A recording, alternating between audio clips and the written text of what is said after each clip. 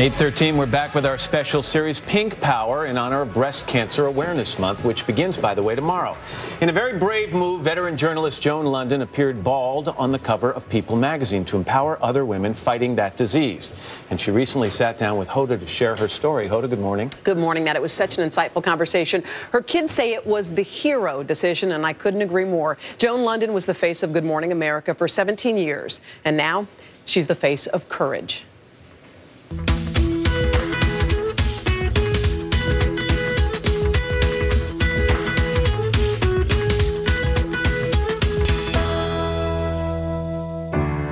For nearly 2 decades, from 1980 to 1997, millions tuned in to Joan Lunden on Good Morning America. I'm Joan Lunden from Fair Oaks, California, and this is my daughter, Jamie.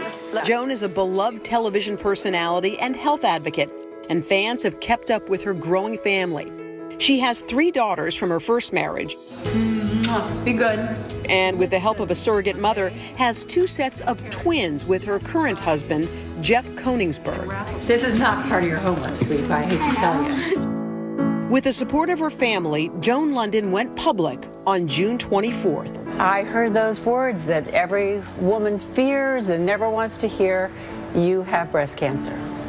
I caught up with Joan 1 week before her surgery at her home in Connecticut. So, Joan, when we heard the news as the public, the audience, that Joan Lunden had cancer, what was it like for you to hear those words? I don't know why I thought I was exempt, but yeah. I mean, I'm a health advocate. I guess I thought because it wasn't in my family history that somehow I was exempt. And were you religious about getting mammograms and being checked? You were. Her mammogram was clean, but an ultrasound picked up the tumor. She had no symptoms before her diagnosis or a family history of cancer. So how did you get the news? The doctor, the radiologist, she walked in, and as soon as she walked in, I knew by her demeanor. You did? I knew by her demeanor. She just wasn't even looking at me. And she sat down and she said, "You have breast cancer." Well, I know you because you're a journalist for many years. I know you wanted to probably get to business. Like, what do I need to do? It's like at a meteoric speed, you're propelled into the world of breast cancer because they don't know if they've caught it early or late. With all this chemotherapy. She had aggressive stage 2 triple-negative breast cancer. She chose to do an experimental treatment, 12 rounds of toxic chemotherapy, then a lumpectomy. Tell me about the outpouring. When you first announced it, what did you feel? What came to you from people who watched you for years? Boy, oh boy, I did not know what was going to come down the pike. I mean, I got up the nerve to go on and say the words, "I have breast cancer." Then it started. Thousands and thousands of tweets, Facebook messages, emails into my website of people saying, "I'm praying for you." Of people saying, "You're strong, you're the strongest person I know, you're going to beat this." And then I'd stop and say, "Oh God, please let them be all right." Like, am I really that strong? How was that so impactful? They really felt like they knew me. And you know, they were people, I was in their living rooms, and their bedrooms, and their kitchens every day for 20 years. And I realized that thousands of people were taking the time to sit and say to me, "I'm going to include you in my prayers." It totally changed my relationship with the viewing audience.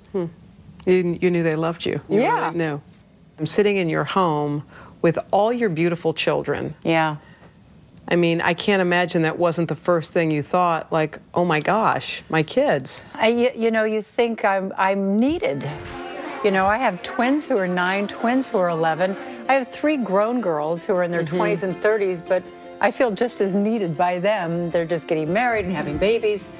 It just gives you this much, much greater appreciation for life. And it's a shame you have to go through something that almost takes life away to appreciate it more, but it certainly does do it to you. It sure does. Joan is with us now, serving as a special correspondent for our Pink Power series. Joan, hi. Hey, hi, guys. You got emotional just watching it. Tell us how you're feeling. It was a week ago today that you spoke with Matt and I about your surgery. You had the lumpectomy. How are you doing today? Yeah, so a week later, I'm very sore, but feeling, quite well. The surgery went well. They got, clean margins and nodes and things, but there's still, we didn't completely get rid of the entire tumor with the first round of chemo. So now we step back again. And this is the challenge of breast cancer. You wage a little war, and then you have to step back and say, so what do we need to do next? Do we need to do more chemo?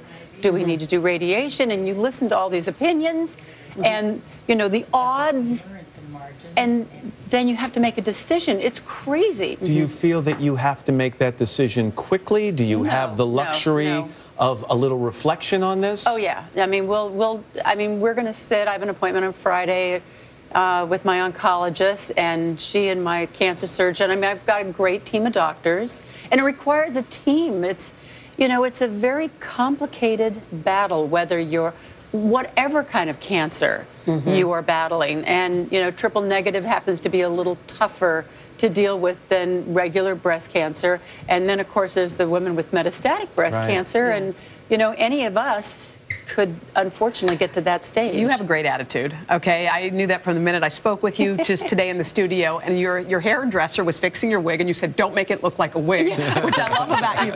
Why was it so important to do the cover that you're doing on People magazine the way you did it? Sometimes you just want to give voice to other people. You want to put a face that says, all right, I'm going through this, but I'm still me. And I think women are incredibly tied up in their hair and their hairstyle. I mean, 20 years ago, women didn't talk about this. In fact, women wouldn't go and get a breast exam because they were so afraid of losing their hair or losing their breasts. And that's still going on today. But what's the alternative, Matt? It's losing your life. Yeah, you said something in that piece. You said, people are coming up to you saying you're the bravest person I know. You're a public figure. Do you feel an overwhelming responsibility to be brave? Is it okay to just be scared? Yeah, and listen, I mean, I'm scared this week, having to try to make this big decision about what do we do next. But at the same time, by being responsible, by assuming this role and trying to be a voice for women and trying to make a difference and to try to get women out there to realize that early detection is everything. Don't think that it's okay to wait another year for the mammogram, and don't wait till you're 40. If you have a lot of it in your family, maybe you need to get it earlier, because that is going to depend on your survival. And in a way, it makes the whole fight better because it turns it into something very meaningful. I mean, I'm going to have to deal with this. I mean, I was most upset because I washed my face Sunday night and my eyebrows went away. Like right before the Today Show? Really? That happened? Really? I think you're going to be here all week. I think you're going to help a lot of people, just as Hoda helped a lot of people when she shared her story. We're looking forward to you being here. We really are. Thank you. And tomorrow, of course, is the start of Breast Cancer Awareness Month. We're turning the plaza and the Orange Room pink. So if you're a survivor in the area, you are invited to join us. And you can share your inspiring photos using the hashtag #PinkPower. We encourage you to do that. Let's go over to Tamara.